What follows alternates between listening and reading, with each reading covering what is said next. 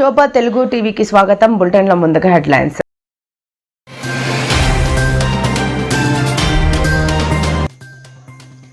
చంద్రబాబు చర్మం మందం అంటున్న వైఎస్ జగన్.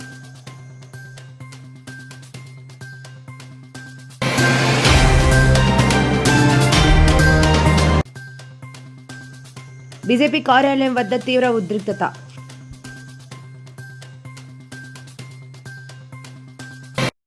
చంద్రబాబు చర్మం మందం. నా చిన్నప్పుడు N Janardhan Reddy private medical college ఇచ్చారు అని ఏకంగా ముఖ్యమంత్రి పదవికి ఆయన రాజీనామా చేయాల్సి వచ్చింది. ఈరోజు చంద్రబాబుకు సిగ్గే లేదు, ఇంకొకటి లేదు, ఏకంగా గవర్నమెంట్ ఆస్తులన్నీ ఇచ్చేస్తున్నారు అని చెప్పి స్కాములు చేస్తున్నాడు మాజీ సీఎం వైఎస్ జగన్. రెడీగా ఉన్నాయి, మీరు ఎప్పుడు అడిగితే అప్పుడు అఫిడవిట్లు మీకు చూపించేదానికి బండ్లన్నీ రెడీగా వచ్చి మీకు చూపిస్తాయి అని చెప్పి కూడా కోర్టులో కూడా అఫిడవిట్ కూడా వేయడం కూడా జరుగుతుంది. ఇంతటితోనే చంద్రబాబు నాయుడు జ్ఞానోదయం వస్తుందని నేను అనుకోవడంలో, ఎందుకంటే ఆయన కొంచెం చర్మం అందం కాబట్టి ఇంతటితో కూడా వస్తుందని నేను అనుకోవడంలో. ఎందుకంటే మామూలుగా మీకు గుర్తుండే ఉంటుంది, పూర్వం మనం ఎప్పుడో నేను చిన్నప్పుడు ఎన్ జనార్దన్ రెడ్డి గారు ప్రైవేట్ మెడికల్ కాలేజ్ ఇచ్చినారు అని చెప్పి ఏకంగా ముఖ్యమంత్రి పదవి నుంచి ఆయన రాజీనామా చేయాల్సి వచ్చింది. ప్రైవేట్ మెడికల్ కాలేజ్ ఇచ్చినారని రాజీనామా చేయాల్సి వచ్చింది. నాకు అప్పుడు నేను చాలా చిన్నపిల్లోని. అప్పుడే నేను అనుకుంటా ఉంటే ఒక ప్రైవేట్ ఒక కాలేజు, ఈరోజు నాకు సిగ్గు లేదు, ఇంకొకటి లేదు, ఏకంగా లెఫ్ట్ రైట్ సెంటర్ గవర్నమెంట్ ఆస్తులను నేను ఇచ్చేస్తున్నాను అని చెప్పి స్కాములు చేయడానికి ఏమాత్రం వెనకడుగు వేయడంలా. ఇచ్చేసే కార్యక్రమం చెనిక్కాయలకు బెల్లాలకు ఇచ్చేయడమే కాకుండా స్కాముల్లో ఇంకా అన్నిటికన్నా దారుణమైన స్కామ్ ఏమిటో తెలుసా? నువ్వు ప్రైవేట్ వాళ్ళకి కాలేజీలు ఇచ్చేసిన తర్వాత ఆ ప్రైవేట్ కాలేజీలు వాళ్ళు ప్రైవేట్ కాలేజీలు ఇది నడిపేటప్పుడు వాళ్ళ జీతాలు నువ్వు ఇస్తావంట. అది ఇంకా పెద్ద స్కామ్. గవర్నర్ గారికి ఒక్కసారి పత్రాలన్నీ చూపించిన తర్వాత, ఆయనకు చెప్పిన తర్వాత, చూపించిన తర్వాత ఈ పత్రాలన్నీ కూడా కోర్టు ద్వారాలు కూడా తడతాయి. 1,04,00,000 సంతకాలు చేసిన ఈ డాక్యుమెంట్స్ అన్నీ కూడా భద్రంగా కోర్టు ద్వారాలు కూడా తడతాయి. కోర్టులో కూడా పిటిషన్ వేస్తాం. 1,04,00,000 సంతకాలు రెడీగా ఉన్నాయి, మీరు ఎప్పుడు అడిగితే అప్పుడు అఫిడవిట్లు మీకు చూపించేదానికి బండ్లన్నీ రెడీగా వచ్చి మీకు చూపిస్తాయి అని చెప్పి కూడా కోర్టులో కూడా అఫిడవిట్ కూడా వేయడం కూడా జరుగుతుంది. ఇంతటితోనే చంద్రబాబు నాయుడు జ్ఞానోదయం వస్తుందని నేను అనుకోవడంలో, ఎందుకంటే ఆయన కొంచెం చర్మం.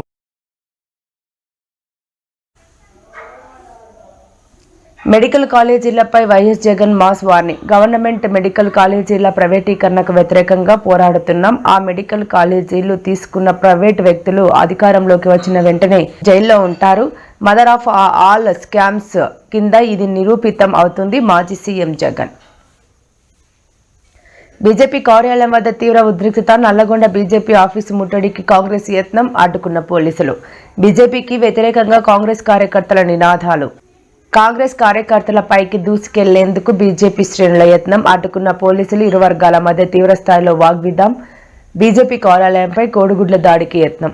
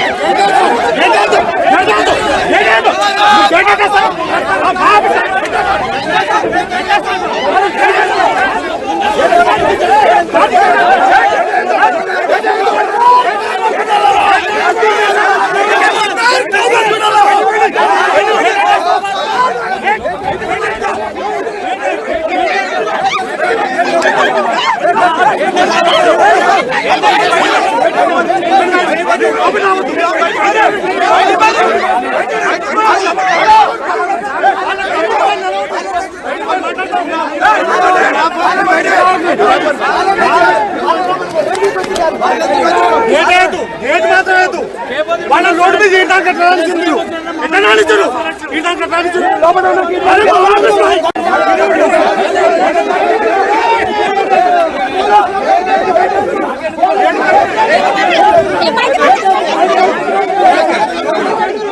Hey,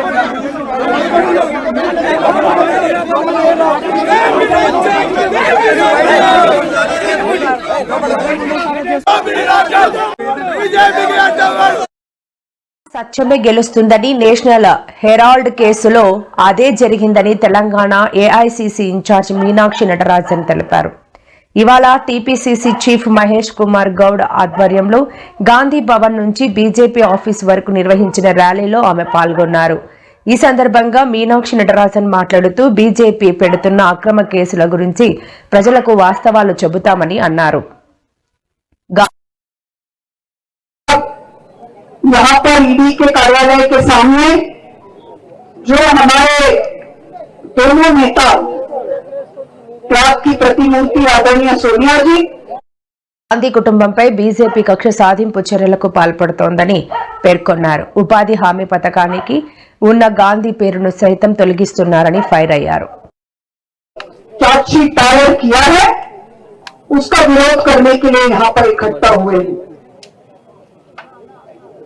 थोड़ा सा हमको समझना चाहिए कि आखिर चार्जशीट तक की बात कैसे पहुंची. जब पार्लियामेंट में खड़े होकर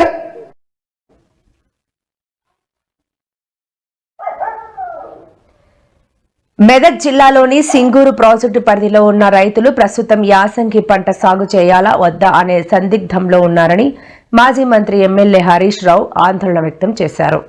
ప్రాజెక్టు మరమ్మతుల పేరుతో ప్రభుత్వం నీటిని పూర్తిగా ఖాళీ చేయడం వల్ల రైతులు అగమ్య గోచర స్థితిలో నడిచిపోయారని ఆయన విమర్శించారు. ఒకవేళ ప్రభుత్వం సకాలంలో ఈ పనులను పూర్తి చేసి ఉంటే నేడు యాసంగి సాగుకు ఎలాంటి ఇబ్బందులు ఉండేవి కావు అని ఆయన గుర్తు చేశారు. ప్రభుత్వమే రైతు వ్యతిరేక ప్రభుత్వం. ఈ ప్రభుత్వం వచ్చిన తర్వాత అడుగడుగునా రైతులకు కష్టాలు పెడతా ఉన్నారు. పోయిన వానకాలంలో యూరియా దొరకలేదు, పోయిన వానకాలంలో జనుము జీలుగు విత్తనాలు దొరకలేదు, రైతులను రకరకాల ఇబ్బంది పెడుతున్నారు. ఇదే మెదక్ వచ్చిన ముఖ్యమంత్రి గారు ఏడుపాయల అమ్మవారి మీద ప్రమాణం చేసి మెదక్ చర్చి మీద ప్రమాణం చేసి రుణమాఫీ చేస్తా 15 ఆగస్టు కల్లా అన్నాడు. ఎన్ని 15 ఆగస్టులు పోయినాయి రేవంత్ రెడ్డి? ఎందుకు ఈ రోజుకు రుణమాఫీ పూర్తి కాలేదు? కేవలం 40% మంది రైతులకు మాత్రమే రుణమాఫీ జరిగింది. ఇలా రుణమాఫీ విషయంలో రైతుల్ని మోసం చేసినారు, రైతు బంధు విషయంలో రైతుల్ని మోసం చేసినారు, బోనస్ విషయంలో రైతుల్ని మోసం చేసినారు, ఎరువుల సరఫరాలో ఫెయిల్ అయిపోయినారు, విత్తనాల సరఫరాలో ఫెయిల్ అయినారు, పంట కొనుగోలు విషయంలో కూడా ప్రభుత్వం ఫెయిల్ అయిపోయింది. రాష్ట్రంలో పోయిన యాసంగిది 1200 కోట్ల రూపాయల బోనస్ ఇంకా కూడా ప్రభుత్వం ఇయ్యడం లేదు. 6 నెలలు అయిపోయినా బోనస్ పైసలు పడతలేవు. ఈ వానకాలం బోనస్ కూడా 600 కోట్లు బకాయి పడ్డది ప్రభుత్వం. పేరుకేమో 24 గంటల్లో వేస్తున్నాం, తెల్లారే ఇస్తున్నాం అంటున్నారు. నెలలు గడిచిపోయిన యాసంగి బోనస్ బల్లే, వానకాలం బోనస్ బల్లే. యాసంగి 1200 కోట్ల రూపాయలు పెండింగ్ ఉంది, యాసంగి ఈ వానకాలం 600 కోట్లు పెండింగ్ ఉంది. 1800 కోట్ల రూపాయలు బోనస్ ఈ రోజు కూడా పెండింగ్ లో ఉన్నాయి. ఈ బోనస్ డబ్బులు ఎప్పుడు ఇస్తారు అని రైతుల పక్షాన్ని నేను అడుగుతా ఉన్నా. తక్షణమే రైతులకు ఇవ్వాల్సిన 1200 కోట్ల రూపాయల బోనస్ విడుదల చేయాలని డిమాండ్ చేస్తా ఉన్నాం. ఉపాధి హామీ పథకానికి మహాత్మా గాంధీ పేరును తొలగించడంపై కాంగ్రెస్ ఎంపీలు పార్లమెంట్ వద్ద నిరసన వ్యక్తం చేశారు. ఈ సందర్భంగా ఎంపీ చామల కిరణ్ కుమార్ రెడ్డి మాట్లాడుతూ ఉపాధి హామీ పథకానికి మహాత్మా గాంధీ పేరును తొలగించడంతో బీజేపీ ఆ పథకాన్ని కూడా నిర్వీర్యం చేయాలని చూస్తోందని తెలిపారు. ప్రతి పేదవాడికి పని కల్పించాలన్న ఉద్దేశంతో మన్మోహన్ సింగ్ 2005లో ఈ పథకాన్ని ప్రవేశపెట్టారని చెప్పారు. ఇదివరకు కేంద్ర ప్రభుత్వం 100% పథకం కోసం ఫండింగ్ ఇచ్చేదని తెలిపారు. ఈరోజు నేషనల్ రూరల్ ఎంప్లాయ్మెంట్ గ్యారంటీ అంటే పనికి ఆహార పథకం పేరు కూడా మహాత్మా గాంధీ నుంచి మార్చడం జరిగింది. మహాత్మా గాంధీ నుంచి మార్చేసి ఈ పేరుని జీ రామ్ జీ అని పేరు పెడుతూ ముందుకు తీసుకుపోతున్నారు. ముఖ్యంగా ఈ స్కీమ్ లో ప్రజలకు మంచి చేయాల్సిన అవసరం ఉంది తప్ప ఈ స్కీమ్ ద్వారా పేర్లు మార్చి కేవలం ఒక కుల మతాలకు అంటగట్టడం తప్పు. ఎందుకంటే దేవుడిని అంటే అందరికీ భక్తి, కానీ ఈ స్కీమ్ సక్సెస్ఫుల్ గా నడవాలన్న ఉద్దేశంతో Mahatma Gandhi national rural employment guarantee scheme పెట్టడం జరిగింది. దీన్ని కేవలం మహాత్మా గాంధీని మర్చిపోవాలి ప్రజలన్న విధంగా చేస్తులే తప్ప. అందుకే ఈ రోజు మేము ధర్నాలో పాల్గొన్నాం. ధర్నాలో పాల్గొంచుకొని ఈ రోజు అందరం కూడా పార్లమెంట్ సభ్యులము గాంధీ స్టాచ్యూ దగ్గరకు వచ్చినాం. ఈ యొక్క ధర్నాను మేము నడపడం జరుగుతుంది. కాబట్టి ఇటువంటి స్కీములు ప్రజలకు అందాలనే తప్ప ఇటువంటి స్కీములను కేవలం రాజకీయాలు చేయొద్దని కోరుకుంటున్నాం. నేషనల్ హెరాల్డ్ కేసులో సోనియా గాంధీ, రాహుల్ గాంధీలపై ఈడీ తప్పుడు కేసులు పెట్టిందని ఆరోపిస్తూ all India Congress committee AICC దేశవ్యాప్తంగా ఉన్న బీజేపీ కార్యాలయాల ముట్టడికి పిలుపునిచ్చింది. ఈ నేపథ్యంలో హైదరాబాద్లోని గాంధీ భవన్ వద్ద భారీగా పోలీసులు మోహరించారు. అదేవిధంగా మరోవైపు నాంపల్లిలోని బీజేపీ రాష్ట్ర కార్యాలయం వద్ద పోలీసులు బ్యారికేడ్లను ఏర్పాటు చేసి భద్రతను సమీక్షిస్తున్నారు. కాగా నేషనల్ హెరాల్డ్ కేసులో కాంగ్రెస్ అగ్రనేతలు సోనియా గాంధీ, రాహుల్ గాంధీకి కాస్త ఊరట లభించిన విషయం తెలిసిందే. చంద్రబాబు ప్రభుత్వంపై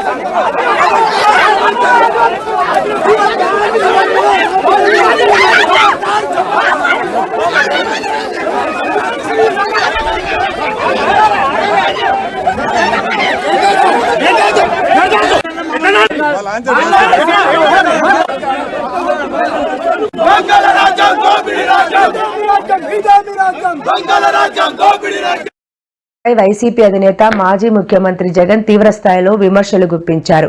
కోటి సంతకాల ఉద్యమం చారిత్రక విజయం సాధించిందని, ఇంత పెద్ద సంతకాల ఉద్యమం దేశ చరిత్రలోనే జరగలేదని తెలిపారు. ముఖ్యంగా మెడికల్ కాలేజీలను ప్రైవేటుకు పరం కట్టబెట్టడం అతిపెద్ద స్కామ్ అని ఆయన ఆరోపించారు. పార్టీ ముఖ్య నేతలతో ఈరోజు సమావేశమైన ఆయన మాట్లాడుతూ ప్రైవేటుకు కాలేజీలు ఇచ్చి మళ్లీ 120 కోట్ల ప్రజాధనాన్ని జీతాల కింద ఎలా ఇస్తారు? ఇంతకంటే పెద్ద స్కామ్ ఉంటుందా అని ప్రభుత్వాన్ని సూటిగా ప్రశ్నించారు. ఈ ఉద్యమంలో భాగంగా 1,04,11,136 మంది సంతకాలు చేశారని, ఇది ఒక చరిత్ర అని పేర్కొన్నారు.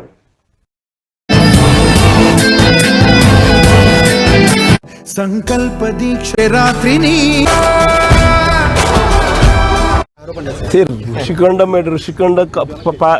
రిషికొండలో నువ్వు చెప్పి హోటల్ రిసార్ట్ కార్యక్రమం ఏదైతే ఉందో 230 కోట్లు 240 కోట్లు అది బుద్ధు విశాఖపట్నానికి నిజంగా ఆనిముత్యంగా ఉంది.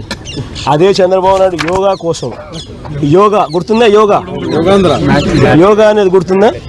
ఒక్కరోజు ప్రోగ్రాం యోగాకు ఖర్చు పెట్టిందంట 330 కోట్లు. 330 కోట్లు. కనీసం నేనన్నా 240 కోట్లు పెట్టి బ్రహ్మాండమైన బిల్డింగ్ కట్టి విశాఖపట్నానికి తలమానికంగా ఉంది ఆ బిల్డింగ్. ఈ పొద్దు కూడా పోయినాను అనుకో, ఆ బిల్డింగ్లోకి ఎవరిలో పోయి చూస్తే విశాఖపట్నం అంతా పోయిన టూరిస్ట్ ప్లేస్ కింద కనపడుతుంది. పెద్ద పెద్ద వాళ్ళందరూ దాంట్లో వచ్చి నేను ఇప్పుడు గవర్నర్ గారు పోయినారు అనుకో, మోడీ గారు వచ్చినారు అనుకో, లేకపోతే పుతిన్ వచ్చినాడు అనుకో, లేదా రష్యన్ ప్రెసిడెంట్ పుతిన్ వచ్చినాడు అనుకో, ఎక్కడ పెడతారు? బ్రహ్మాండమైన రాజభవనం లాంటి బిల్డింగ్ అది. 230 కోట్లతో కట్టినందుకు మాన్యుమెంట్ అక్కడ తయారైంది. వేరే ఇక్కడ ఒకరోజు యోగా, ఒకరోజు 330 కోట్లు, 330 కోట్లు ఆవిరి. దాన్ని ఏమంటారు? స్కామ్ కాకపోతే అది నా మాటలకే ఖర్చు. పోయి మా మాటలకు ఎంత ఖర్చు పెట్టాను ఒకసారి మీకు అందరు కూడా ఏఐ ఉంది కదా, ఒకసారి అమెజాన్లో పోయి కొట్టండి ఒకసారి, మాట ఖర్చు ఎంత అవుతుంది, వీళ్ళు ఎంత ప్రొక్యూర్ చేసినారని చెప్పి చూస్తే 50% తక్కువ ఉంటే నన్ను అడగండి. సంకల్ప దీక్షతో సీఎం చంద్రబాబుకు ప్రతిష్టాత్మక business reformer of the year award లభించింది. ప్రముఖ ఆంగ్ల దినపత్రిక ఎకనామిక్ టైమ్స్ ఈ అవార్డును ప్రకటించిన విషయాన్ని కలెక్టర్ల సదస్సులో మంత్రి అచ్చెన్నాయుడు వెల్లడించారు. ఈ ప్రకటన వెలువడగానే సదస్సులోని మంత్రులు, కార్యదర్శులు, కలెక్టర్లు తమ స్థానాల్లోంచి లేచి నిలబడి స్టాండింగ్ ఓవేషన్ ముఖ్యమంత్రికి అభినందనలు తెలిపారు. అనంతరం సీఎం చంద్రబాబు స్పందిస్తూ ఈ ఘనత తనది కాదని, తన అనుచరులు, తన సహచరులు, అధికారులు, కలెక్టర్లదేనని అన్నారు. రాష్ట్రంలో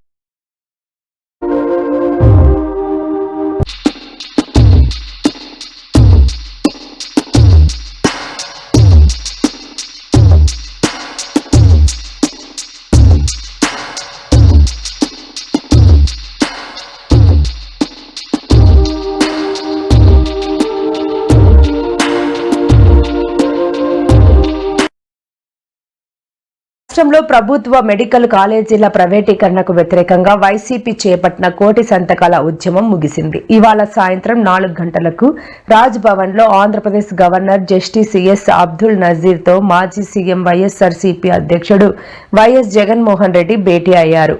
ఇందులో భాగంగా రాష్ట్ర వ్యాప్తంగా సేకరించిన 1 కోటికి పైగా సంతకాలతో కూడిన పత్రాలను గవర్నర్ కు సమర్పించారు.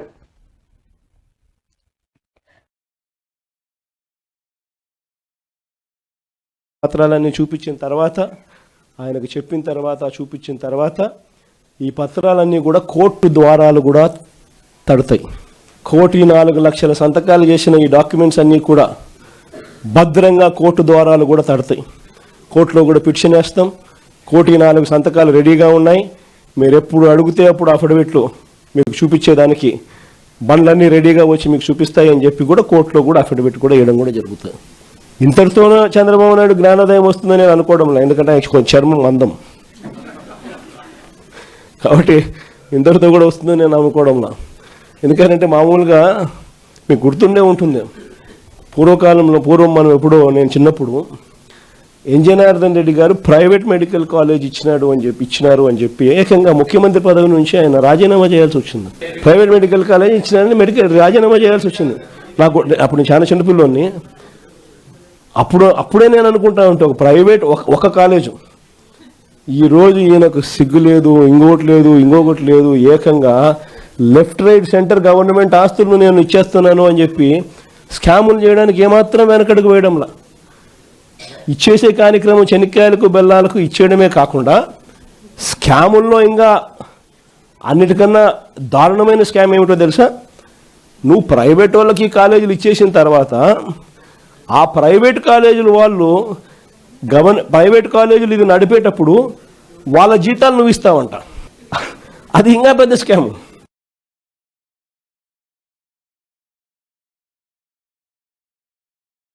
రేపు పొద్దున మనం ఇన్ని ప్రయత్నాలు చేసిన తర్వాత కూడా ఎక్కడన్నా కూడా చంద్రబాబు నాయుడు వినకుండా దీనికి ముందుకు తీసుకొని పోతే మాత్రం ఆ తర్వాత కాలేజీలు తీసుకున్నోడిని మాత్రం మనం అధికారంలోకి వచ్చిన వెంటనే 2 నెలలు జరగక మునిపే అందరు జైళ్ళల్లో ఉంటారు. ఆ కాలేజీలు తీసుకున్న వాళ్ళు మాత్రం. స్కాములు అనేది మదర్ ఆఫ్ ఆల్ స్కామ్స్ కింద ఇది నిరూపితం అవుతుంది. అంతటి దారుణంగా ప్రజలకు నష్టం జరుగుతుందని కనిపిస్తూ ఉన్నా కూడా ప్రజలు దీనివల్ల ఉచితంగా వైద్యం పొందే అవకాశం పోతుందని తెలిసినా కూడా మన పిల్లలకు తక్కువ ధరకే, ప్రైవేట్ కన్నా చాలా తక్కువ ధరకే మన పిల్లలకు మెడికల్ కాలేజీలలో సీట్లు వచ్చి చదువులు అందుబాటులో ఉంటాయని తెలిసినా కూడా ఏమాత్రం ఖాతరు చేయకుండా చంద్రబాబు చేస్తూ ఉన్న ఈ తీరుకు చంద్రబాబు నాయుడుకు గట్టి గుణపాఠం మాత్రం ఖచ్చితంగా తగులుతుంది. తెలుగు రాష్ట్రాలపై చలి పంజా విసురుతోంది. రాత్రి పగటి ఉష్ణోగ్రతలు కనిష్ట స్థాయికి పడిపోతున్నాయి. తెలంగాణలోని పలు ప్రాంతాల్లో ఉష్ణోగ్రతలు సింగిల్ డిజిట్లో నమోదవ్వగా కొన్ని ప్రాంతాల్లో పొగమంచు కారణంగా వాహనాల రాకపోకలకు అంతరాయం కలుగుతోంది. పటాన్ చెరువులో 8, ఆదిలాబాద్లో 9 డిగ్రీల ఉష్ణోగ్రతలు నమోదయ్యాయి. హైదరాబాద్లోనూ ఉష్ణోగ్రతలు కనిష్టానికి పడిపోయాయి. నగరంలో ఉష్ణోగ్రత 13 డిగ్రీలకు పడిపోవడంతో ప్రజలు గజగజ వణుకుతున్నారు. ఇంటి నుంచి అడుగు బయట పెట్టాలంటేనే జంకుతున్నారు. నిలువ నీడలేక ఫుట్పాత్లపై పడుకునే వారి పరిస్థితి అయితే దయానీయంగా మారింది.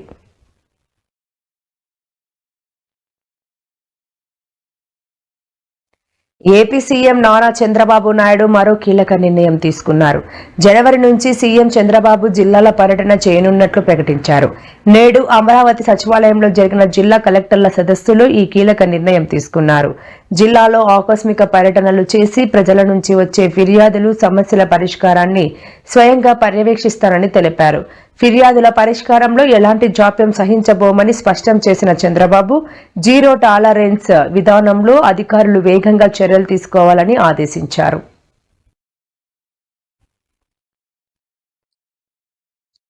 ఏపీలో స్క్రబ్ టైఫస్ కేసులు రోజురోజుకు పెరుగుతున్నాయి. ఇప్పటి వరకు రాష్ట్రంలో 9,236 మందికి పరీక్షలు నిర్వహించగా 1,806 పాజిటివ్ కేసులు నమోదయ్యాయి.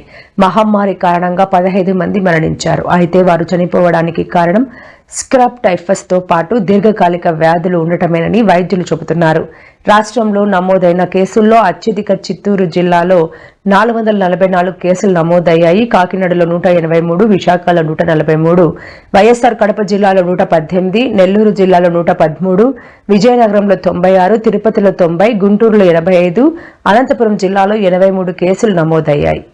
రంగారెడ్డి జిల్లా ఆందోళనకు నెడుతున్న వేళ మైలియోడోసిస్ లాంటి సమస్యల తర్వాత ఇప్పుడు మరికొత్త వ్యాధి, అదే స్క్రబ్ టైఫస్. అయితే భయపడాల్సిన అవసరం లేదు. సరైన అవగాహన, ముందు జాగ్రత్త చర్యలు తీసుకుంటే ఈ వ్యాధి నుంచి సులభంగా బయటపడవచ్చు. అసలు ఈ స్క్రబ్ టైఫస్ అంటే ఏమిటి? ఇది ఎలా వస్తుంది?